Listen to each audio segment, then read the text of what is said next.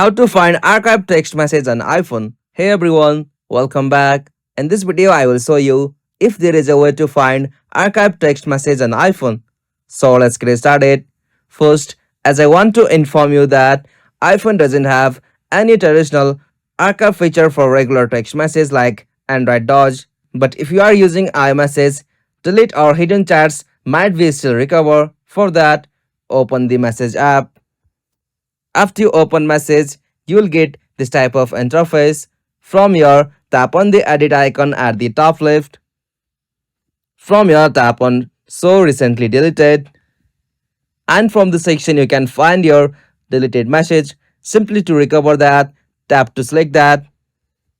After you select that, at the bottom right, tap on recover. Or tap on recover.